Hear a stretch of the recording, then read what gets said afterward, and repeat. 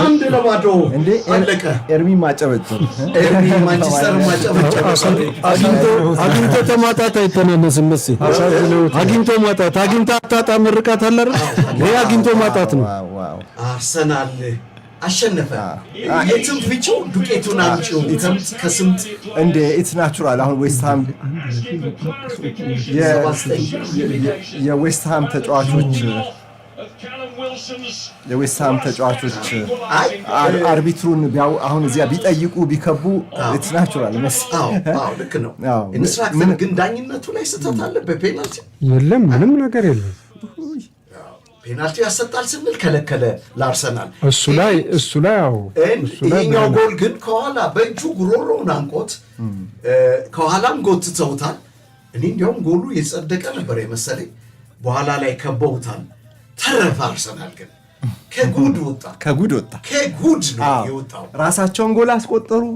የተቆጠረውን ጎል ስለተሻረም ሌላ አስቆጠሩ መሰለኝ። እንደዛ ብለን ብንወጣ ዴቪድ ራያ 2 ኳስ አዳነላቸው። ይሄ በብዙ ልፋት የተገኘ 3 ነጥብ በብዙ ልፋት በመከራ ዛሬ እንደው ሲጨፍሩ ቢያድሩ እንኳን ወርዝ ያደርጋል መሰለኝ። ምክንያቱም ከ3ቱ ጨዋታዎች በተለይ ይሄ ጨዋታ ነው ከባዱ ተብሎ የሚጠበቀው የነበረው። ለምን ለንደን ነው ይኸውልህ እስካሁን ድረስ ተቃቅፎ ቆመዋል አርቴታና ራያ። መንሱሪ አንተ መግለጫውን እየሰጠህ ያለ አቅፎ ሲስመው የነበረ አለቀቀው። ባለፈው ከፉልሃም ጋር ሌዊስ ኬሊንስ እንዳቀፈው ማለት ልክ እንደዛ ማለት እኔ ይገባዋል። የትኛውም ግብ ጠባቂ 15-18 ነጥብ ይባላል በአንድ ዓመት በአንድ የውድድር ዘመን ለሻምፒዮን ለሚሆን ቡድን ያድናል ይባላል። እንደ ዴቪድ ራያ ለዚህ ጥሩ ምሳሌ ያለ አይመስለኝም። 2 ያለቀላቸው ኳሶች ጎል መሆን የሚችሉ ኳሶች 2ቱን ያዳኑ። ግን አሁን የጨዋታውን ሃይላይት ዶሚኔት የሚያደርገው ግን ይሄ የመጨረሻው ሰዓት ይሄ ኢንሲደንት ነው። ይሄ ለአርቢትሮቹም አስቸጋሪ ሆኖ ግን በተደጋጋሚ አይተዋል። ዌስትሃም ላይ ሊያደርሰው የሚችለውን ኪሳራ ማለት የሞራል ኪሳራ እሱን ሁሉ ታሳቢ ስታደርግ በደንብ መታየት ነበረበትና በደንብ አይተውታል። ከማዕከሉም እኮ አይተው እኮ ራስ ወስን ብሎ እኮ ነው ሂድና ስክሪን ላይ ሄደ ራስ ወስን ብሎ ለዳኛው እንዲያውም ኤርሚ ቅድም ምን አለ ይህንን ለዳኛ መስጠት አያስፈልግም ነበር ራሳቸው መሻር ይችሉ ነበር። በዌስትሃም በኩል ስትሆን እግር ኳስ እንዴት ብሩታል እንዴት ጨካኝ እንደሆነ አሳይቶ ነሳቸው አለ ካሲ። እውነት ነው ለዌስትሃም እርግጥ 1 ነጥብ ብቻ በቂ አይደለም ለነሱ ቢሆንም ግን ሙሉ ለሙሉ ከማጣት ከመሸነፍ እንደ የሆነ ሞራል የቀቢጸ ተስፋ ቶተናም እንደገና ይሸነፋል ብለው እንዲገምቱ እንዲጠብቁ ሊያረጋቸው የሚችል ነው። ለአርሰናል ግን ይሄ የሻምፒዮንነቱ የመጨረሻው ድግስ እንዴት ነው ሪኸርሳል ተደርጎ መታየት ያለበት ምሽት ነው። ዛሬ ምሽት በጣም ነው ሴሌብሬት የሚያደርጉት። ደግሞ መንሱሪ ኔክስት ማች የነገ ሳምንት አሁን ጊዜ ያላቸው አሁን የተጎዱ ተጫዋቾች ሊመለሱ ይችላሉ። የዛለ ጉልበት ሪከቨር ሊያደርግ ይችላል።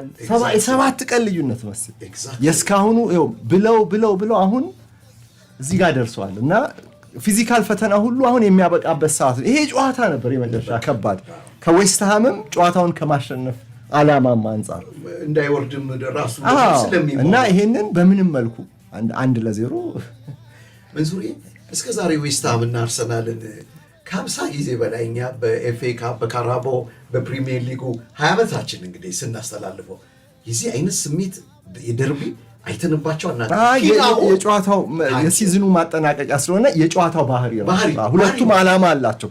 36ኛው ሳምንት ላይ 2 ቡድኖች ዓላማ አላቸው ማለት አንደኛው ለሻምፒዮንነት አንደኛው የግድ ወይ ለደረጃ ለቻምፒየንስ ሊግ ለማለፍ ለሆነ ፕራይዝ ነው ብቻ አይደለ እና ለዛ ነው እንደዚህ አይነት የተለየ ፉክክር ያለው። አሁን ያየነው ሰውና ወቃችሁት አዲስ አበባ ስቴዲየም የቡና ደጋፊ ነው። የኢትዮጵያ ቡና ደጋፊ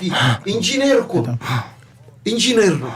የዌስትሃም ደጋፊዎች ቲኬት የሰጡት ይኸውልህ ቲኬት ከዚህ አግኝተዋል። 2 ናቸው። በጣም የሚገርም ሲሄድ የሚገርም ቦታ ላይ ተገናኝተን እንደሚሄዱ ነው። ገርሞኛል። አሁን እኮ ሳየው ምን አይነት አስገራሚ ትዕይንት ነው! ኢንጂነር እንኳን አየንህ። ለአርሰናል ደጋፊ እሱን ለመሰለ እዛ ሄዶ ይሄን እድል ማግኘት እና ይሄን ድራማ ማየት አሁን ዛሬ ተሸንፎ ቢሆን አስበው መቼም በጥሩ ያስታውሰው ነበር። እዛ ነበርኩኝ ብሎ የማይረሳው ቀን ሆነለት። ካሴ ገርም ነው። በብዙ ውጣ ውረድ ውስጥ አልፏል አርሰናሎች። ዛሬ በዚሁ ጨዋታ ላይ ራሱ መሴ ከቤን ዋይት መጎዳት በኋላ ቡድኑ አሰላለፉ በብዙ መልኩ ነው የተመሰቃቀለው። ታክቲካሊ ሚኬል አርቴታ ካሰበው ውጪ ነው የተጫወተው። ካሰበው ውጪ ነው በአስገዳጅ ሁኔታ የሆነበት። መቼም ስላሸነፈ ነው ጨዋታውን እንጂ መሰለኝ እኔ ዛሬ አሁን ገብቶ ይቅርታ የሚጠይቀው ይመስለኛል። ዙቢሜንዲ ይቅርታ የሚጠይቀው ስላስወጣው አይደለም ስላስገባው። ማስገባት አልነበረበትም።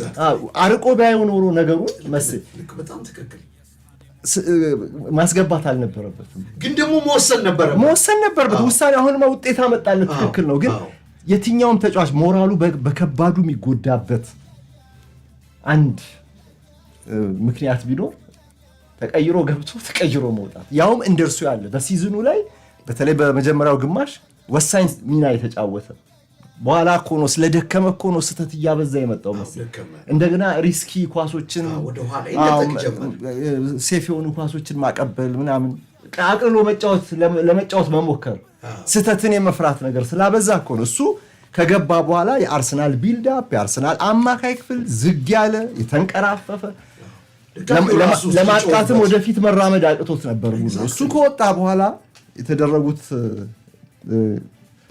ቅያሪዎችና የተጫዋቾች ቦታ እዛው ሜዳ ውስጥ የተደረጉ ልውውጦች በደንብ የተጎዳውን ማጥቃት እንደገና አክሞት ያው ማርቲን ዙቢሜንዲ አይደለ አሲስት ያደረገው ማንደው ማርቲን ኦዴጋርድ አይደል? እሱ ነው አይደለ? ኦዴጋርድ ሰጠው። እሱም ተቀይሮ ስለገባ ውሳኔው ትክክል ነው ልልህ ስዊቼክ ጨርፎት 83ኛ ደቂቃ ላይ የኦዴጋርድ አሲስት ነው። ያው አሲስት ተብሎ ተመዝግቦለታል። እና ትክክል ነው ውሳኔው፣ ማስወጣቱ ትክክል ነው። ዙቢሜንዲ የገባውም ኦዴጋርድም ልዩነት ፈጥሮ እንዲያው ያልከው ትልቅ ነጥብ ነው። ማስገባት አልነበረበት። ማስወጣቱ ግን ለክለቡ ሁሉ ነው። መጀመሪያ አይተሃል መሲ ቤን ዋይት እንደተጎዳ የአርሰናል ቤንች የተመካከረው ሞስኩዌራን ሊያስገባ ነበር ተነስቶ እያሟሟቀ። በኋላ ግን ያው አልተስማሙም በሆነ ነጥብ። እንደገና ተሰባሰቡ። ማነው ከምክትሉ ጋር እንደገና ተሰባሰቡና አርቴታ ማውራት ጀመሩ። ከዛ ሞስኩዌራን ተቀመጥ ተባለ። ታክቲካል ነበር ነገሩ። ተቀመጥ ተባለ። እዛ ላይ ራሱ አንገራግረዋል። ቤን ዋይትን ቀኝ ተከላካይ ማድረጉን አንገራግረውን የወሰኑት። ከዛ አንዲት አጋጣሚ ቤን ዋይት በዛ ቦታ መጫወት እንደሌለበት አሳያቸው። የሰመርቪል እና የዲዩፍ የዌስትሃም ግራ ዊንግ ባክ እና የግራ የውስጠኛው አጥቂ ቅንጅት ከራይስ በስተጀርባ በተደጋጋሚ እየገባ አደጋ ሲፈጠር ረፍት ላይ የሆነ ውሳኔ መወሰን ነበረባቸው። ስለዚህ ረፍት ላይ ሞስኩዌራን አስገባና ካላፊዮሪን አስወጣ። ካላፊዮሪ ስለመጎዳቱ ምንም መረጃ የለም። ከስቴዲየሙ የሚወጡ ጸሐፊዎች ምንም ትዊት ያደረጉት ነገር የለም። ምንም መረጃ የለም። አርሰናልም ይሄን አላሳወቀም። ስለዚህ ሆን ተብሎ የተደረገ ነው ብለን እንውሰድ። በኋላ እንግዲህ የሚሰማ መረጃ ከሌለ በስተቀር እና ሞስኩዌራ እንዲገባ 67ኛው ደቂቃ ላይ ኦዴጋርድና ሃቨርስ በኤዘና ዙቢሜንዲ እንደገና እንዲቀየሩ ማድረጉ ከዛ በኋላ የመጨረሻዎቹ 20 ምናምን ደቂቃዎች ላይ የአርሰናል ማጥቃት የአርሰናል ቢልዳፕ በደንብ ፕሮግረስ ማድረግ ጀመረ። በደንብ መንቀሳቀስ ጀመረ። ከኋላ ኳስ የሚቀባበሉት ነገር በቨርቲካል ኳሶች መቀየር ጀመረ። ደን ውጤቱ መጣ ማለት እና ለዙቢሜንዲ የሚያሳዝን አጋጣሚ ቢሆንም ግን ትክክል ነው። ግን የገባው ኦዴጋርድ ምን ምታት እንደሰራ አይታል። በጣም ጥሩ ኳሶችን ነበረ ሲያቀብል የነበረው። ሪሊ ዌስትሃምን የምታወርድ አርሰናልን ግን በመሪነት 79 ነጥብ ላይ እንዲቆይ የምታደርግ የመጨረሻ የሪሊጌሽን ሲል ማህተሙ እቺ ጎል እንደገና ያኛው ጎል መሻሩ ይሄ ሁሉ ዌስትሃም እድል ከነርሱ ወገን አልነበረም። ማህተሙ ደግሞ ተራ ማህተም አይደለም። አሁን እቃ ከውጭ ሀገር ስታመጣ ቼምበራይዝ ሰርቲፊኬት ይለዋል የዛ ኮሜርሻል ስም ይሄ ቼምበራይዝ ማለት የተመታበት ነው ካስዬ መሲ ዌስትሃም ቡድን ጎል ከገባበት እቺ ኳስ ካስዬ እጁንም ይዞታል የራያን እኔ ለዳኛው ራሱ ቼክ አድርግ ማለታቸው ቫሪፌ ቅድም እኮ አንድ ፍጹም ቅጣት ምት ሊሆን የሚችል ኢንስትራክተርም ፍጹም ቅጣት ምት ሆነ አለበት ብሎ አርቢትሩ ሽረውታል። በዛ በኩል የአርሰናል ደጋፊዎች ደስተኛ እንዳልነበሩ እርግጠኛ ነኝ። በዚህኛው ግን ውሳኔው ትክክል ነው ብለው በትልቅ እፎይታ እንደተቀበሉት ጥርጥር የለም። ፓብሎ ራሱ በቫር ዘመን እንደዚህ አይነት ፋውል መስራት ራሱ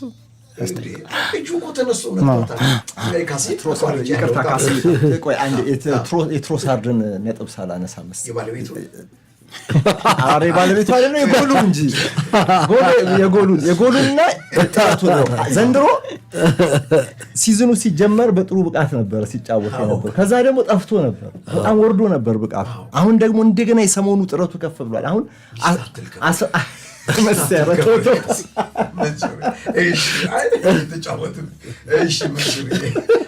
በመሀል ጠፋ አልክ።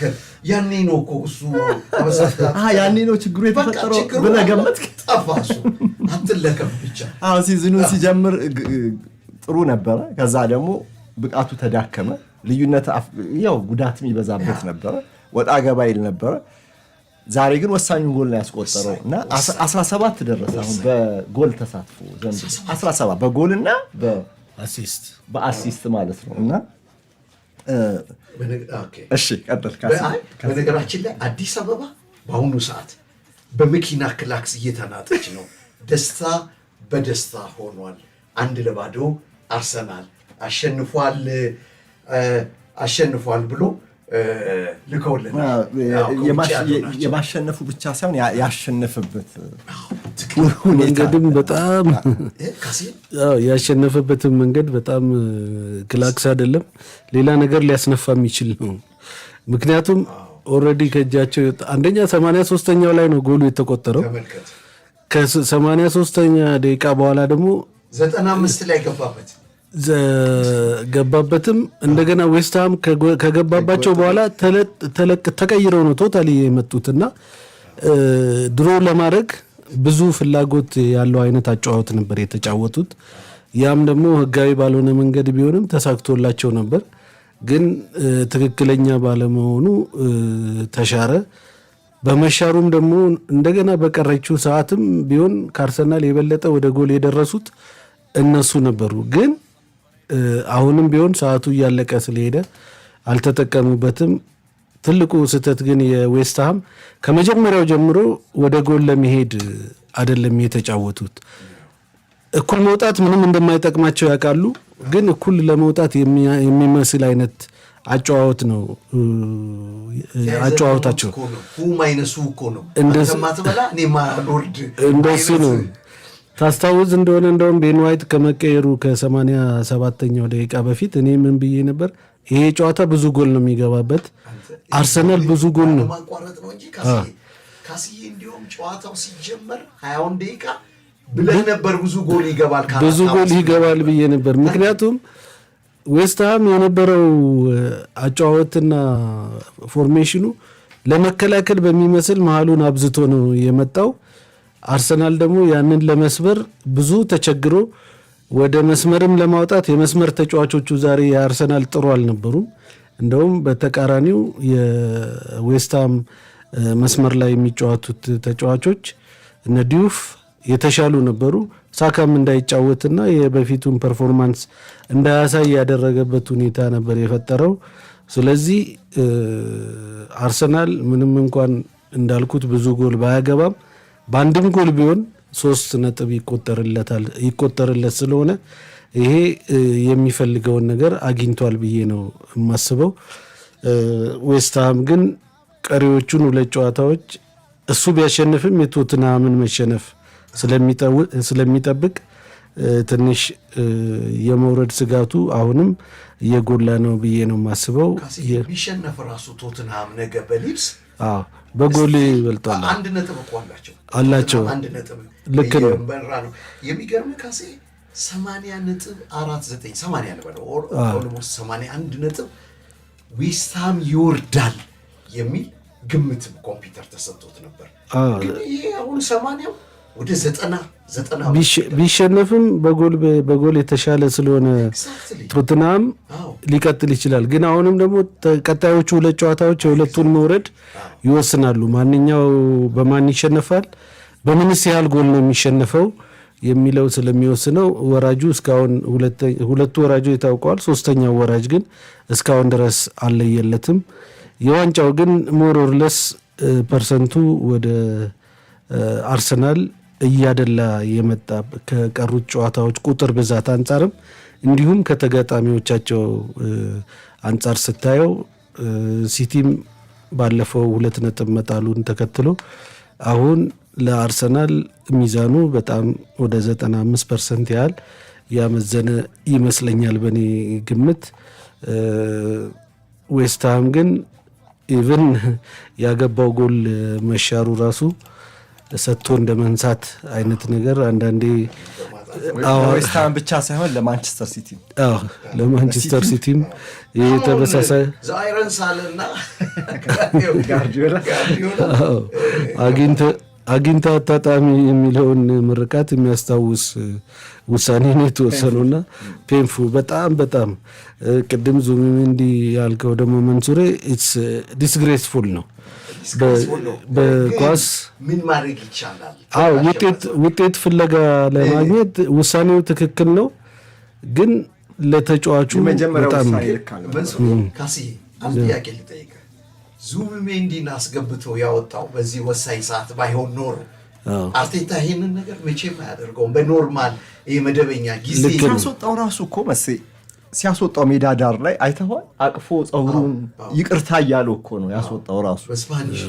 ማለት እሱም እግር ኳስ ተጫዋች ነው ነበርና የትኛውም ተጫዋች የሚፈልገው አይነት አይደለም። ያውም በዙቢሜንዲ ደረጃ ኢቨን ይቅርታ መንሱሬ እንኳን በዚህ ደረጃ ቀርቶ ዝም ብለህ በሰፈር ስትጫወት ገብተህ መውጣት በጣም ዲስግሬስፉል